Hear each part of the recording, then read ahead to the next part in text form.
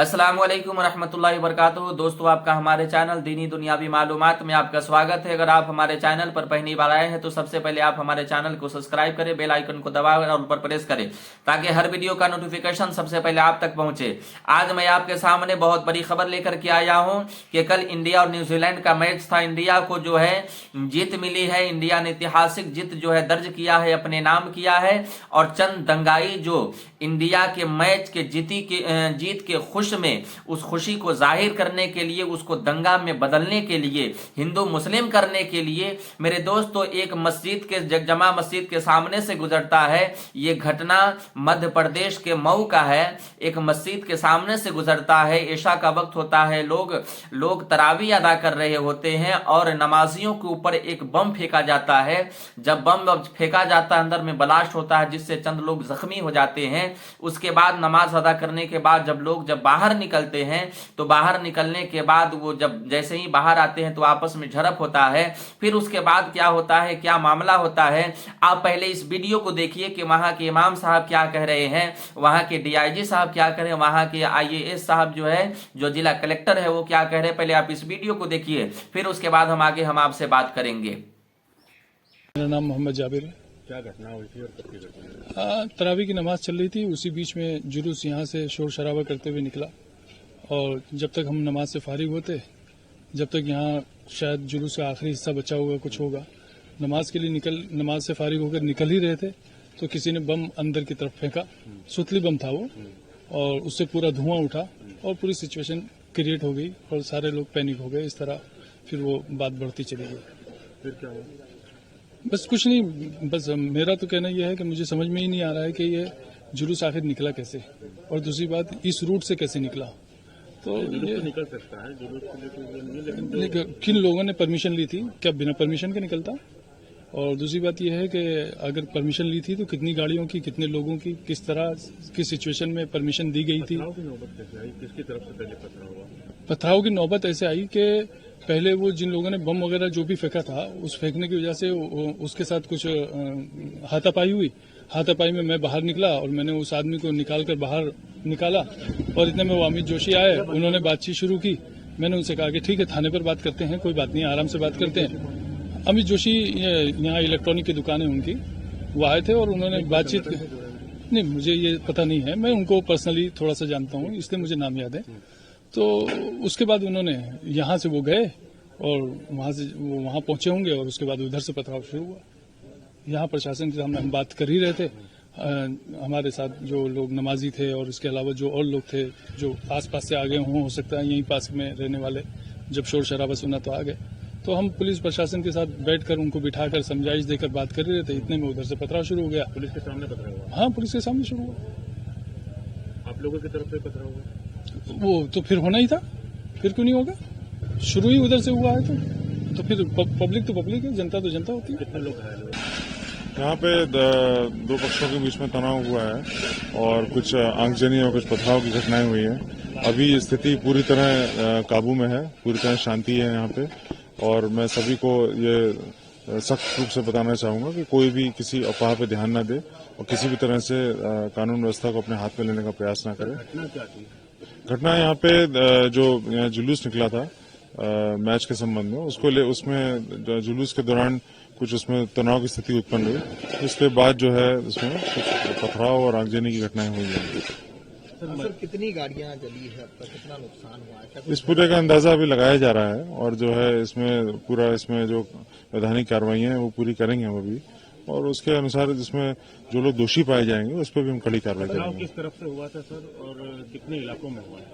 4-5 spots हैं जो शहर के मध्य में जहां पे ये पथराव की घटना हुई है। किस तरफ से हुआ था? ये पूरा असर्टन किया जा रहा है अभी और जो है पूरा यहाँ पे दोनों तरफ से पथराव हुए हैं और इसमें अभी हम लोग आगे भी सब पूरे एफआईआर करेंगे और जितने भी लोग इसमें जिम्मेदार हैं उन पर कार्रवाई भी करेंगे। कोई लोग घायल भी हुए सर? कितने लोग हुए? कुछ लोग इसमें घायल हुए हैं जो कि कुछ उसमें रेफर भी हुए हैं, वो अभी एमआईएस में उपचार रहते हैं। सर, बताया जा रहा है कि कोई जिला बदर व्यक्ति था, 2 बार जिला बदर पुलिस कर चुकी है, उसका वीडियो भी सामने आया है और वो कह रहा है खुले इससे कि जो कानून मतलब भी बना लो वीडियो, बताओ तो होगा। नहीं, इसमें जितने भी वीडियोज हैं, जितने भी इसमें जिन लोगों की संलिप्तता है उनको जो है कड़ी उन पर कार्रवाई होगी और आगामी घंटों में जो है इसमें हम पूरी इसमें कार्रवाई संपादित कर लेंगे। देखिए, सबसे पहले मैं क्लियर करना चाहता हूं कि अभी वर्तमान में मऊ में पूरी तरीके से शांति स्थापित है।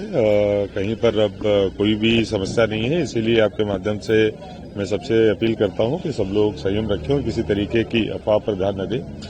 वर्तमान में अभी हमारा जो प्रयास है वो पूरी तरीके से शांति जो स्थापित है आगे भी जारी रहे, इस पर है। किस तरीके से ये घटना हुई, क्या उसके कारण रहे, कौन कौन से लोग जिम्मेदार हैं, वो सब चीजें अभी अगले 1-2 घंटे के बाद हम लोग निकालना चालू करेंगे और जो भी इसमें लोग शामिल होंगे उनके खिलाफ कड़ी से कड़ी कार्रवाई की जाएगी। वर्तमान में अभी शांति स्थापित हो गई है और इसी चीज पर भी हम लोग फोकस कर रहे हैं। कितने लोग घायल हैं अभी? देखिए, अभी घायलों की और इनकी पूरी तरीके से स्थिति क्लियर नहीं है। ये जरूर है कि जो प्रारंभिक जानकारी मिली है 4 लोगों के घायल होने की आई है अस्पताल में।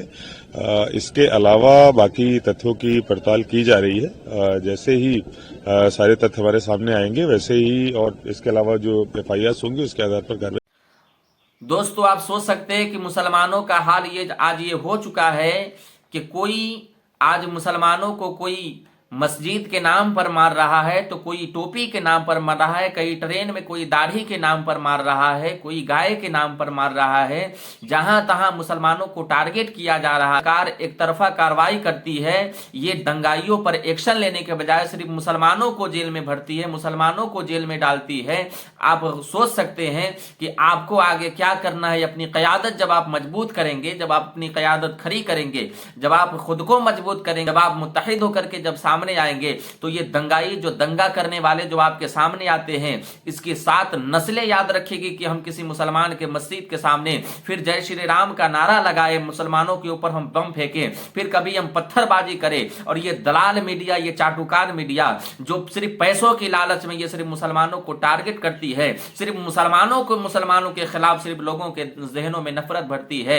मेरे दोस्तों, का मतलब ये है कि हमारी दुश्मनी न हिंदू से है, न मुस्लिम से है, न सिख से है, न ईसाई से है।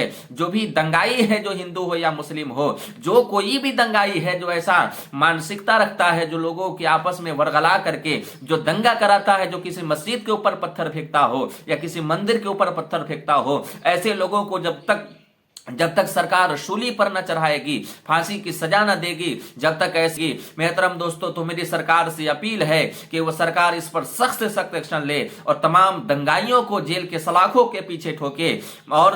और तमाम दंगाइयों के जेल के पीछे ठोकने के बाद ये जो दलाल मीडिया है, जो लोगों के बीच में जो नफरत की बातें किया करती है, मीडिया वालों को भी सलाखों के पीछे डालें ताकि नफरत फैलान, ताकि उस दंगाई से ज्यादा अगर कोई नफरत फैलाता है तो ये मीडिया वाला है जो मुसलमानों के खिलाफ सिर्फ और सिर्फ जहर उगलता है।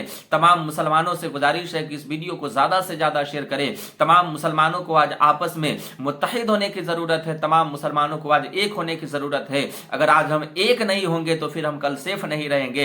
नरेंद्र मोदी ने सही कहा था कि हम एक है तो सेफ है, तो ये हिंदुओं के लिए नहीं बल्कि मुसलमानों के लिए कहा था कि जब तुम एक रहोगे तभी तुम सेफ रहोगे। और योगी आदित्यनाथ ने कहा था जब तुम बटोगे तो कटोगे। और वाकई में आज मुसलमान आज बट चुका है, कोई सपा के साथ, कोई कांग्रेस के साथ, कोई आरजेडी के साथ, कोई किसी के साथ, कोई किसी के साथ, कोई किसी का दलाली कर रहा है तो कोई किसी का दलाली कर रहा है। इसलिए जहां तहां जो मुसलमान कट रहा है, जहां तहां जो मुसलमान मारे पड़ रहा है, मेरे दोस्तों इससे एक सबक लेना चाहिए और अपने आप में एक सियासी ताकत बन करके और तमाम मजलूमों, तमाम जालिमों का मुकाबला करे और मजलूमों का मजलूमों के साथ खड़े हो और देश हित में काम करे, ताकि जो देश में जो ये दंगाई है, जो नफरत फैला हुआ है, ताकि इस देश में अमन पैदा हो जाए, सुकून, अमन और शांति पैदा हो जाए, तमाम लोग इत्मीनान और सुकून से रहने लगे। तब तक के लिए मैं अपनी बातों को खत्म करता हूं। इस वीडियो को ज्यादा से ज्यादा